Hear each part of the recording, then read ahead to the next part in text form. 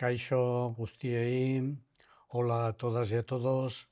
Estamos aquí en una presentación de los contenidos que se utilizan normalmente en la formación que ofrece Garavide a distintos colectivos y distintas comunidades.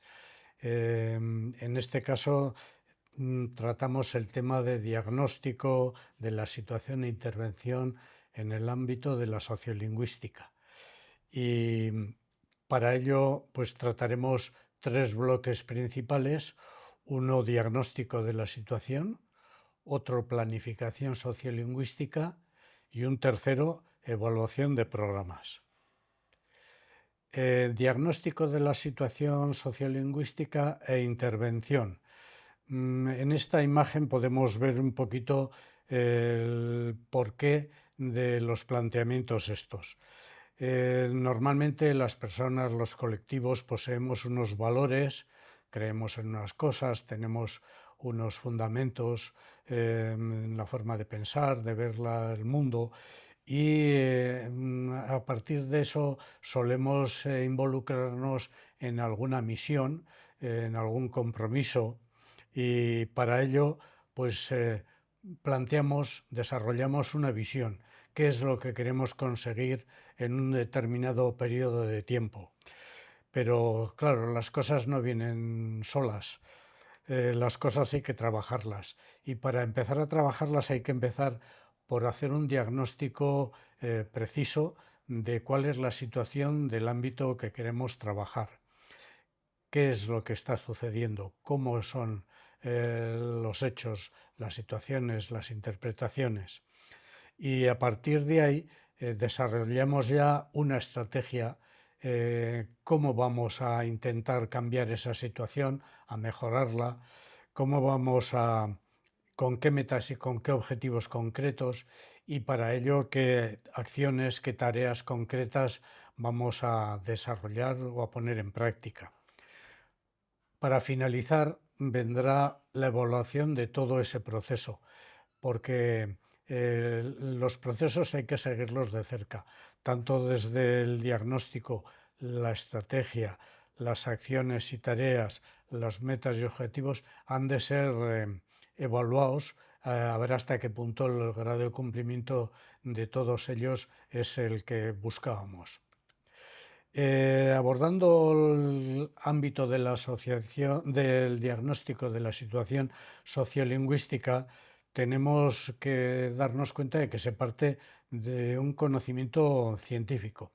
Los conocimientos pueden ser de muchas tareas, de muchas formas, de muchos orígenes, pero en este caso hablamos de conocimiento científico y también de metodologías y de técnicas de ese ámbito. ¿Para qué sirve todo ello? También veremos eso y cómo aplicarlo. Pasando al campo de la planificación sociolingüística, ahí tenemos que aclarar en principio qué es planificar, una definición de lo mismo y luego razones para esa planificación, el por qué nos involucramos en ello, en qué entorno queremos aplicar la planificación y qué intervención va a tener desde un punto de vista espacial, desde un punto de vista diacrónico, si va a ser momentáneo, va a ser durante un tiempo, y un equilibrio entre los recursos y los deseos, los objetivos que tenemos. Y habrá que ver también las posibilidades para un diseño colaborativo o compartido. ¿Y qué factores influyen o determinan todo esto, que sea exitoso o que nos lleve a un pequeño fracaso? Y finalmente estamos con la evaluación de programas. Todo esto que hemos diseñado, pues tendremos que evaluarlo y veremos cuáles son los tipos principales de evaluación y cuáles son los agentes también de evaluación, asimismo como las funciones, para qué se hace la evaluación y qué factores dificultan o facilitan esa evaluación. Abordando ya el primero de los temas, diagnóstico de la situación sociolingüística, pues nos sumergimos o nos introducimos en los tipos y características de la investigación social. Y hay que darse cuenta que en la investigación social son dos tipos de elementos los que se tienen en cuenta.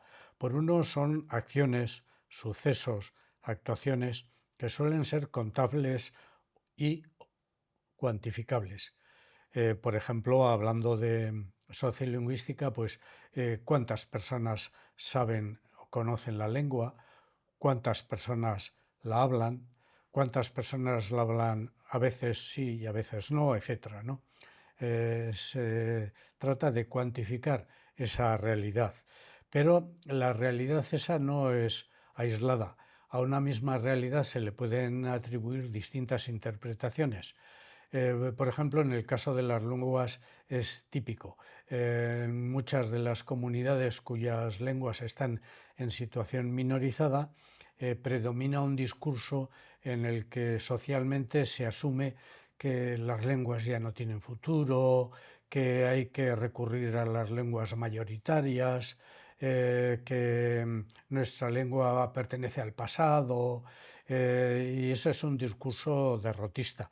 Y, por ejemplo, puede haber discursos revitalizadores y que atribuyen un reconocimiento y dignifican la lengua. Bueno, la lengua está en retroceso, pero somos nosotros los portadores de esa lengua y dentro de ese retroceso de muchas lenguas, la nuestra no es una excepción y por eso tenemos que buscar salidas para todas las lenguas de forma compartida, de forma colaborativa, ayudándonos mutuamente. Luego nuestra lengua nos proporciona una identidad, nos da una razón de ser. Si todas las personas fuésemos iguales en el mundo, sería una pobreza, no tendríamos una diferenciación identitaria y de forma de ser, de forma de entender la vida particular. Entonces, todo eso son discursos en torno a las lenguas. Por tanto, las acciones o sucesos que se miden, cuántos hablan, cuántos dejan de hablar, pues hay que entender también el significado de por qué sucede todo ello, ¿no? Y ambas dimensiones de forma combinada articulan lo que son las prácticas sociales. Metodologías y técnicas de investigación. Para conocer esto, ¿a qué podemos recurrir? Bueno, tenemos metodologías y técnicas que son procedimientos científicos y que en el caso de la sociolingüística se pueden combinar porque hay una diversidad de metodologías y de técnicas. Y esa combinación de las metodologías y técnicas se hará conforme a los objetivos que persigamos. Ellos nos enviarán o nos remitirán a un tipo u otro de metodologías y de técnicas. Y dentro de los tipos están las cuantitativas, que son las que analizan, como decíamos, los sucesos, los comportamientos, las acciones de forma matemática, estadística, y por otro lado están las metodologías y técnicas cualitativas que abundan en los significados, en los discursos, en qué es lo que pretendemos, cómo pretendemos entender esas situaciones y cómo las gestionamos esas situaciones. Para la elección de la metodología hay que reparar en qué tipo de investigación, qué tipo de información queremos recoger para los objetivos de investigación, pues queremos saber cuántas personas hablan o cuántas personas saben, bueno, entonces cuantitativa. O queremos conocer los porqués de esos comportamientos, personas que deciden no transmitir la lengua a sus hijas e hijos o personas que están convencidos que hay que seguir transmitiéndola, ¿no? Bueno, pues esas son razones que se buscarían mediante la metodología cualitativa y hay que ver las ventajas y limitaciones que tiene cada tipo de metodología y de técnica, porque no todas nos ofrecen la misma información. Y habrá que pensar también nos interesa combinar ambas metodologías, nos interesa abundar de forma distinta en el conocimiento de esa realidad. Y bueno, los diseños, por tanto, no son rígidos, no son para todos unívocos y siempre repetitivos, sino que son adaptables y son flexibles.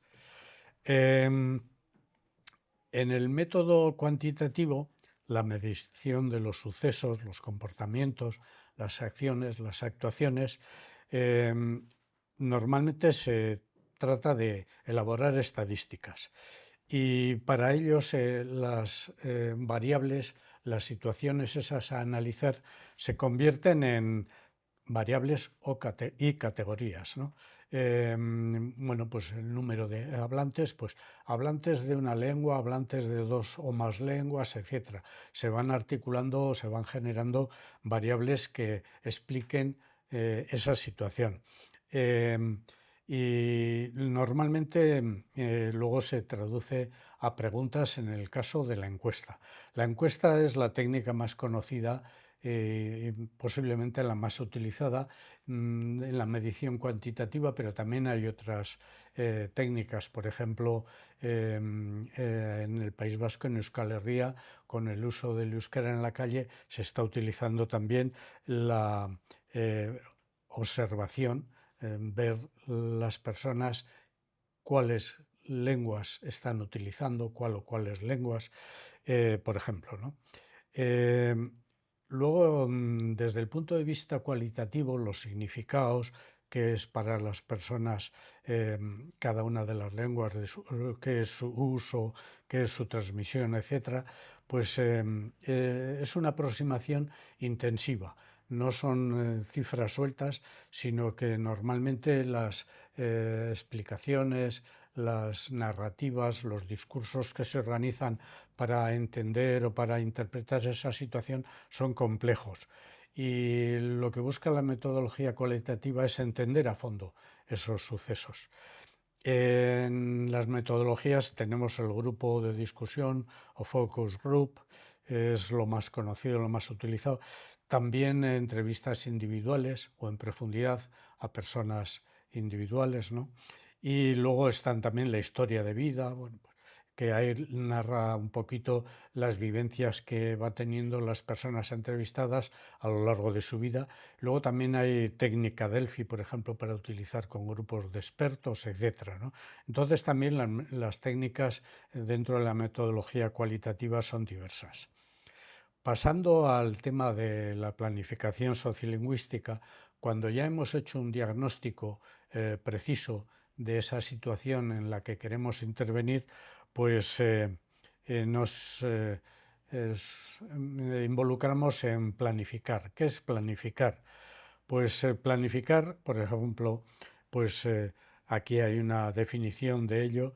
La planeación estratégica se define como el arte y la ciencia de formular, implementar y evaluar decisiones multifuncionales que le permitan a una organización o a un grupo lograr sus objetivos. Entonces hay que formular lo que queremos planificar, hay que implementarlo, aplicarlo, y luego vendría la evaluación.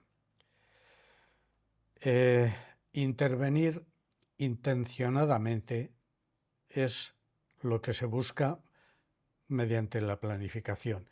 Tenemos que hacer explícita nuestra intención. ¿Y para qué? ¿Por qué planificar? Eso es lo que tenemos que definir inicialmente. Es importante que el objetivo esté bien definido, porque en caso de que un objetivo de planificación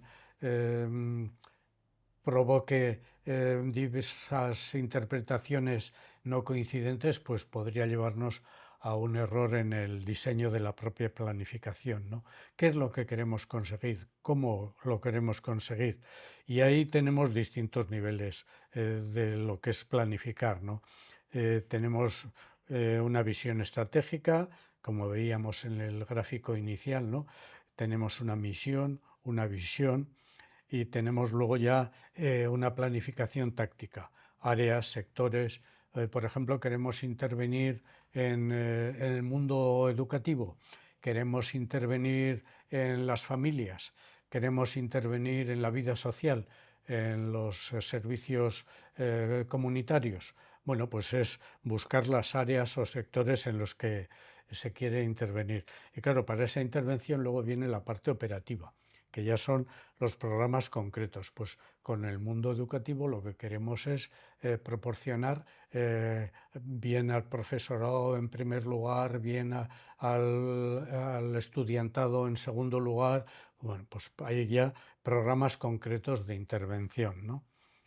Eh, También desde un punto de vista dimensional, una planificación puede tener unos ámbitos muy diferentes, ¿no? Empezando por la base, pues tenemos intervenir en personas. Bueno, pues las personas que viven en esta comunidad, por ejemplo, las personas que participan en esta actividad, por ejemplo. Sería una intervención muy concreta a nivel personal. O las personas que saben la lengua para que se animen a transmitirla a quienes no la saben, por ejemplo, ¿no? Luego tenemos otra dimensión, grupo interpersonal. Bueno, esto ya viene pues, de forma más social, más colectiva. Eh, por ejemplo, en un sistema educativo, pues vamos en una escuela o en dos escuelas o en varias, lo que sea, ¿no? Son ya grupos concretos. Los profesorados de estas escuelas, bueno, pues esos grupos de personas, ¿no? Y luego ya la organización, no, en toda la escuela en concreto o en varias escuelas en concretos. Bueno, estamos hablando del sistema educativo, pero lo mismo podíamos hablar de las familias, como decíamos antes, como grupos también, trabajar con grupos de familias para que actúen de forma debida según nuestro punto de vista y según nuestros objetivos. Luego también podíamos hablar de sectores. Bueno, pues el sector educativo en general o el sector de los medios de comunicación en general, que cómo introducimos nuestra lengua o cómo revitalizamos o fortalecemos nuestra lengua en los medios de comunicación, por ejemplo, ¿no? O sea, podríamos trabajar también por sectores o bien por comunidad. Bueno, pues en nuestra comunidad en general, en nuestro municipio, en nuestro provincia, en nuestro, bueno, lo que sea, ¿no? O ya en el ecosistema en general. Bueno, pues en toda la comunidad de nuestra lengua vamos a diseñar también un plan o un marco conceptual, una planificación, etcétera. Entonces estos ámbitos pues son muy diversos. Luego, pasando al nivel de la intervención ya meramente espacial, local, en este barrio, en este pueblo, en este municipio, en esta provincia, en esta nación. O tendríamos también el quinto tipo de intervención sería diacrónico. La intervención va a ser momentánea, una campaña de 15 días, o va a ser más dilatada en el tiempo. Vamos a intervenir en el sistema educativo durante todo el curso escolar, por ejemplo, ¿no? O no vamos a intervenir durante el sistema educativo durante 3 años, porque si no, con una intervención corta no vamos a llegar muy lejos, o incluso plazos más largos, ¿no? Depende de un poquito de los objetivos que persigamos, que pretendamos alcanzar. De forma importante también es el sexto elemento, el equilibrio entre deseos y recursos. Normalmente muchas planificaciones están abocadas al fracaso porque se idealiza lo que se quiere alcanzar y no se tiene en cuenta que los recursos siempre son limitados, siempre son limitados. Entonces, con la mejor voluntad del mundo, realizamos una macro idea, nos planteamos unos objetivos, alcanzar ideales, y resulta que lo que tenemos para abordar todo ese trabajo pues es muy escaso. Eso es muy peligroso porque pasado un tiempo esa iniciativa está condenada al fracaso y lo que hacen las situaciones de fracaso normalmente es diluir la idea, perjudicar a los objetivos y reiniciar otra vez el proceso, ya mucha gente no se anima. Entonces es importante mantener un equilibrio adecuado entre deseos y recursos. Y luego también hay que contar finalmente con la posibilidad de un diseño colaborativo compartido. En nuestra comunidad, en nuestra cultura, en nuestra sociedad, hay más gente que estaría dispuesta a involucrarse en una dinámica de este tipo. Si hay más gente, si hay más colectivos, si hay más personas dispuestas a ello, pues normalmente vamos a disponer de más recursos, con lo cual el alcance de los objetivos marcados pues es posiblemente más fácil de llevar a cabo, ¿no?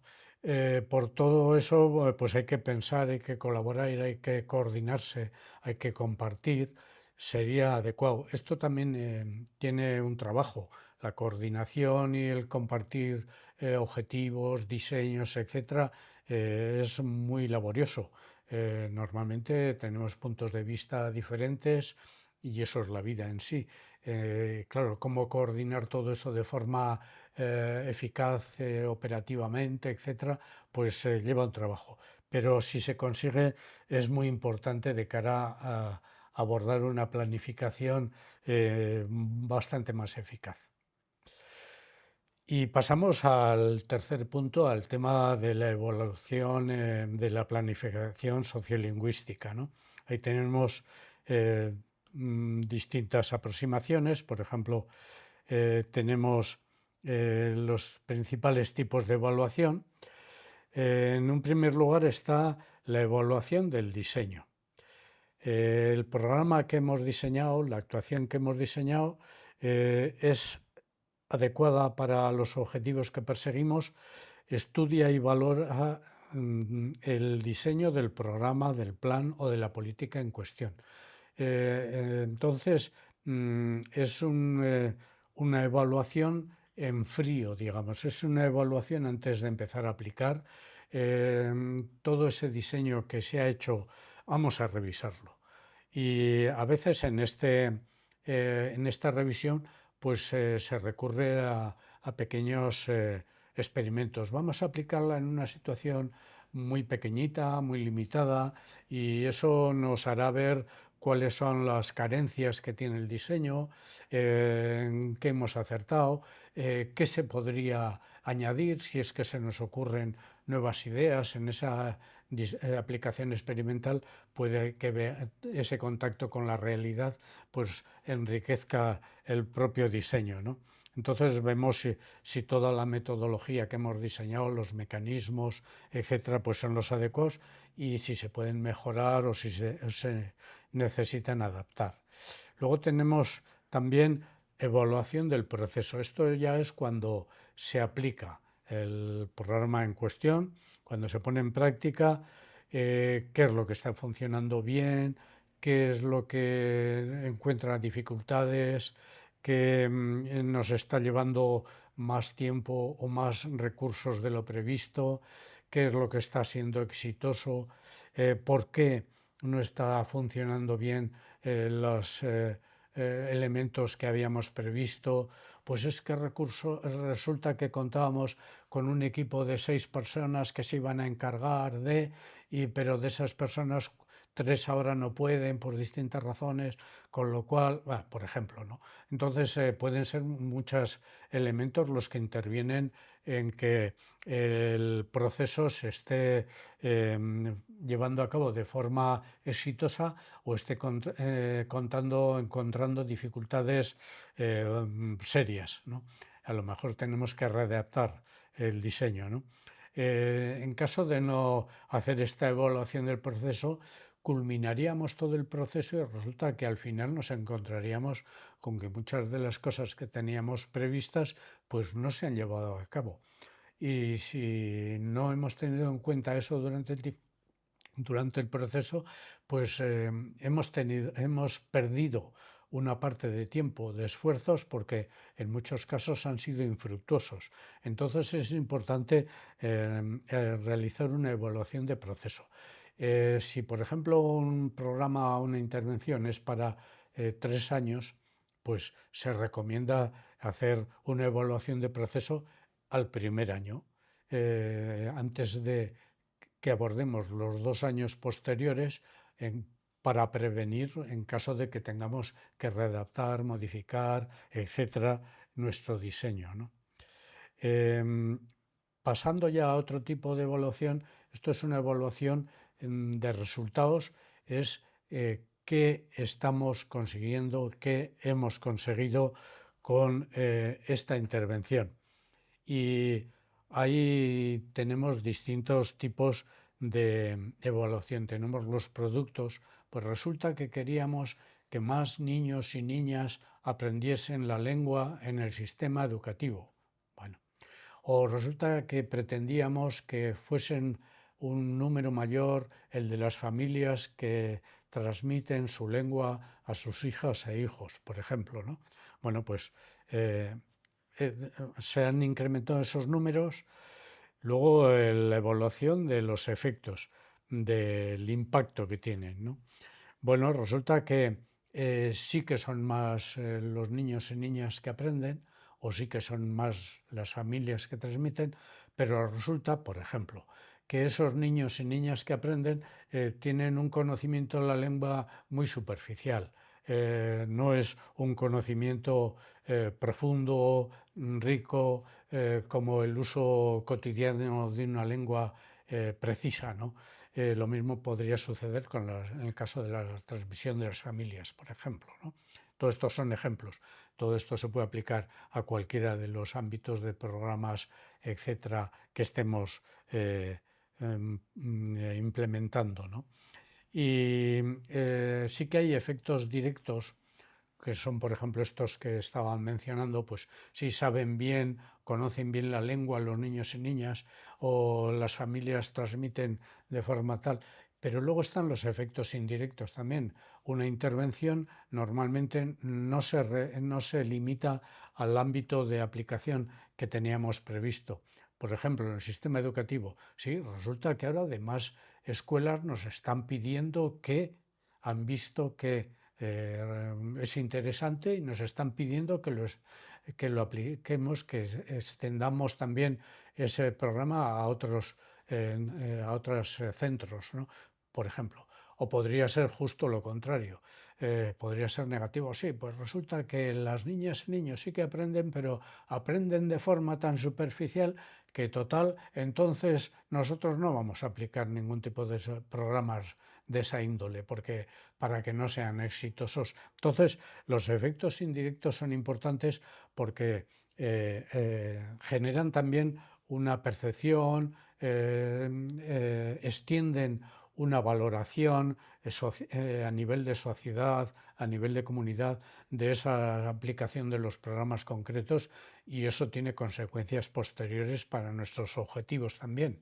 Principales tipos de evaluación. Ya hemos dicho que se puede realizar una evaluación previa antes de empezar a aplicarla y una evaluación posterior que es durante la aplicación del plan o después al finalizar la aplicación del plan. Pasados los 3 años, por ejemplo, pues ¿qué hemos obtenido? Y luego también hay que tener en cuenta los agentes de evaluación. La evaluación se puede hacer desde del propio grupo que ha puesto en marcha el plan, bien sea una institución o un equipo o quien sea. Ese es el equipo que ha diseñado, está aplicando, y que el mismo equipo evalúa todo lo que hemos dicho, los resultados de uno y otro tipo, etcétera, ¿no? Pero también puede haber una evaluación externa, una evaluación que encargamos o que realizan otros gentes, otros equipos ajenos al diseño y a la implementación del plan o del programa, ¿no? Ventajas e inconvenientes de unos y otros. Pues la evaluación interna tiene la ventaja de que en el diseño de la evaluación podemos tener mucha más precisión a la hora de, sí, pero es que como lo que queremos conseguir es esto, nos interesa evaluar precisamente si ha funcionado en este aspecto o tal. Se puede realizar una evaluación más conforme con el diseño y con los objetivos del programa, porque conocemos y estamos implicados. Sí, sí, pero como nos interesa obtener estos objetivos, pues entonces la evaluación la queremos centrar y reforzar en estos aspectos, ¿no? Tiene un inconveniente y es que puede ser intencionadamente, entre comillas, desviada. Puede ser autosatisfactoria. Bueno, sí, sí, bueno, estamos contentos, sí, sí, estamos trabajando bien, está resultando un éxito, puede ser un autoengaño, podría ser, ¿no? Entonces, tiene esas ventajas y sus inconvenientes. Y la evaluación externa, pues tiene justo las ventajas e inconvenientes complementarios. El diseño desde fuera siempre es más complejo porque no se conoce perfectamente el plan, el programa, los objetivos, etcétera, siempre puede haber lagunas y sin embargo puede ser más fiable a la hora de hablar de resultados del programa y de tal.